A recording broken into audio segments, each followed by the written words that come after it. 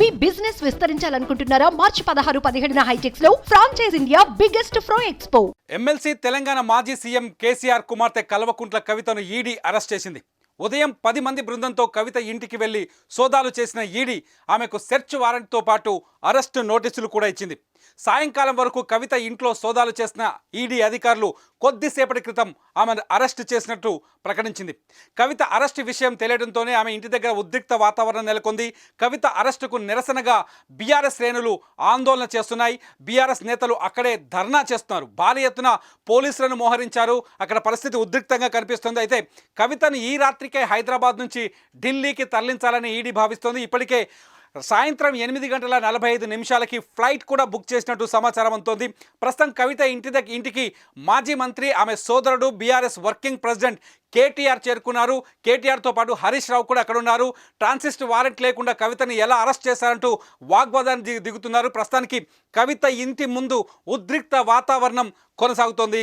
Liquor స్కామ్లో ED కవితని arrest చేసినట్టుగా ప్రకటించింది. 2022లో ప్రవేశపెట్టిన ఢిల్లీ లిక్కర్ పాలసీలో అవకతవకలు జరిగాయని పెద్ద ఎత్తున ఆరోపణలు వచ్చాయి. మద్యం అమ్మకాలను ప్రైవేట్ కంపెనీలకు దారాదత్తం చేస్తూ ఢిల్లీ ప్రభుత్వం పాలసీని మార్చిందని ఆ ఆరోపణల అర్థం. ఢిల్లీ కొత్త చీఫ్ సెక్రటరీ రాకతో ఆ స్కామ్ బయటకు వచ్చింది. దీనికి సంబంధించి సమగ్ర నివేదిక రూపొందించి అప్పటి సీఎస్ నరేష్ కుమార్ ఢిల్లీ లెఫ్టినెంట్ గవర్నర్కు అందజేశారు. జూలైలో ఈ కేసును సిబిఐ ఎంక్వైరీకి ఆదేశించింది. అయితే అదే సమయంలో కొత్త పాలసీతో ఆదాయం పెరగడం లేదని కేజ్రీవాల్ ప్రభుత్వం కూడా కొత్త లిక్కర్ పాలసీని రద్దు చేసింది.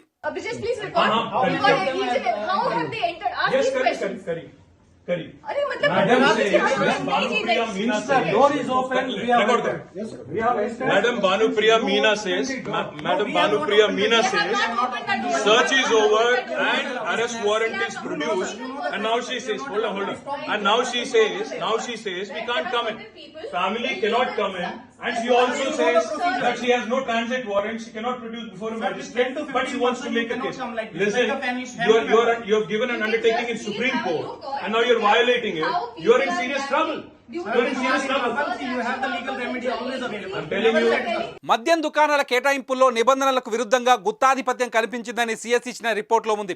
మనీష్ సిసోడియా అనుచరుడు దినేష్ అరోరా కంపెనీకి ఓ మద్యం వ్యాపారి ₹1 కోటి తరలించినట్లుగా ఆరోపణలున్నాయి. మద్యం దుకాణాల కేటాయింపుల్లో నిబంధనలకు విరుద్ధంగా గుత్తాధిపత్యం కనిపించిందని సీఎస్ ఇచ్చిన రిపోర్టులో ఉంది. అప్పటి డిప్యూటీ సీఎం మనీష్ సిసోడియా అనుచరుడు దినేష్ అరోరా కంపెనీకి ఓ మద్యం వ్యాపారి ₹1 కోటి తరలించినట్లుగా ఆరోపణలున్నాయి. రిటైల్ వెండర్లకు క్రెడిట్ నోట్లు జారీ చేసి లంచాలు ఇచ్చినట్లుగా గుర్తించారు. ఈ స్కామ్లో సిసోడియా అనుచరులు దినేష్ అరోరా, అమిత్ అరోరా, అర్జున్ పాండేలు కీలక పాత్ర పోషించినట్టుగా గుర్తించారు. ఇక అక్కడి నుంచి ఈ కేసుకు సంబంధించి కొత్త మలుపులు తీసుకుంటోంది. ఈ కేసులో అరెస్ట్ అయిన అమిత్ అరోరా రిమాండ్ రిపోర్ట్లోనే 3 సార్లు ఎమ్మెల్సీ కవిత పేరు ప్రస్తావించినట్టు సిబిఐ తెలిపింది. 100 కోట్ల ముడుపులను సౌత్ గ్రూప్ చెల్లించిందని సిబిఐ విచారణలో తేలింది. సౌత్ గ్రూప్ను నియంత్రించింది శరత్ రెడ్డి, కవిత, వైసీపీ ఎంపీ మాగుంట కుమారుడు అని ఈ కేసులో ఎంటర్ అయిన ఈడీ పేర్కొంది.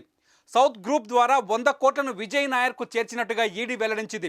36 మంది ₹1,38,00,000 విలువైన 170 మొబైల్ ఫోన్లు ధ్వంసం చేశారని ఈడీ ఆరోపించింది. ఈ ఫోన్లలో కవిత 2 నంబర్లు, 10 మొబైల్ ఫోన్లు వాడినట్టుగా ఆరోపణలు చేసింది ఈడీ. కవిత వాడిన 10 ఫోన్లు ఆధారాలు దొరకకుండా ధ్వంసం చేశారని ఈడీ రిమాండ్ రిపోర్టులో తెలిపింది. ఈ కేసులో కీలకమైన ₹100 కోట్ల అమిత్ అరోరా ద్వారా విజయ్ నాయర్కు చేర్చినట్టుగా ఈడీ గుర్తించింది. ఇందుకోసం ప్రత్యేకంగా ఫోన్స్ ఉపయోగించారని, వాటిని మార్చారని, ధ్వంసం చేశారని ఈడీ చెబుతోంది. సౌత్ గ్రూప్ నుంచి ముడుపులు చెల్లించిన వారిలో అరబిందో, శరత్ రెడ్డితో పాటు కవిత పేరును ఈడీ అమిత్ అరోరా రిమాండ్ రిపోర్టులో పేర్కొంది. తాజాగా ఎమ్మెల్సీ కవిత ఇంట్లో ఈడీ సోదాలు చేసింది. కవిత ఇంట్లో ఈడీ అధికారులు భారీగా సోదాలు నిర్వహించారు. ఈడీ జాయింట్ డైరెక్టర్ నేతృత్వంలో ఈ సోదాలు కొనసాగాయి. ఎమ్మెల్సీ కవిత పిటిషన్పై విచారణను ఈ నెల 19కి వాయిదా వేసింది సుప్రీంకోర్టు. ఢిల్లీ లిక్కర్ స్కామ్లో ఈడీ సమన్లు రద్దు చేయాలని పిటిషన్ వేశారు కవిత. సిఆర్పిసి నిబంధనల ప్రకారం విచారణ జరపడం లేదని కవిత ఆరోపించారు. మహిళల్ని ఈడీ కార్యాలయానికి పిలిపించి ప్రశ్నించడంపై అభ్యంతరం వ్యక్తం చేశారు. తనపై ఎలాంటి బలవంతపు చర్యలు ఈడీ తీసుకోకుండా ఆదేశాలు ఇవ్వాలని కవిత ఈ పిటిషన్లో కోరారు. గతంలో ఒకసారి కవిత నివాసంలోనే కవితను విచారించిన సిబిఐ 2022 డిసెంబర్ 11న కవిత నివాసంలో స్టేట్మెంట్ కూడా రికార్డ్ చేసింది. 14 నెలల తర్వాత కవితకు రెండోసారి ఫిబ్రవరిలో నోటీసులు అందించింది ఈడీ. అయితే ఈడీ నోటీసు ఇచ్చిన నెల రోజులకే సిబిఐ మరో నోటీసు జారీ చేసింది.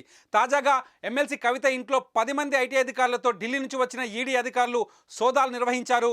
కవితని అరెస్ట్ చేస్తున్నట్టుగా కొద్దిసేపటి క్రితం ప్రకటించారు. ఈ సాయంత్రం 8:45 ప్రత్యేక ఫ్లైట్లో కవితని ఢిల్లీకి తరలించే అవకాశం ఉంది. కవితని అరెస్ట్ చేసినట్టుగా కొద్దిసేపు కవిత ఇంటి ముందు ప్రస్తుతం ఉద్రిక్త వాతావరణం కొనసాగుతోంది. Abhijit, please record.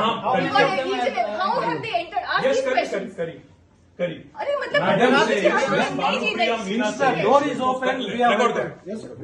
Madam Banupriya Meena says, Madam Banupriya Meena They have says, not opened that door. search is over and arrest warrant is produced. And now she says, hold on.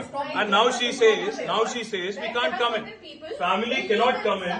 And she also says that she has no transit warrant. She cannot produce before a magistrate. But she wants to make a case. Listen, you have given an undertaking in Supreme Court. And now you're violating it. You are in serious trouble. You are in serious trouble. You have the legal remedy always available. I'm telling you. Suman టీవీలో మీ personal and business promotions కోసం కింది నెంబర్కి contact చేయండి.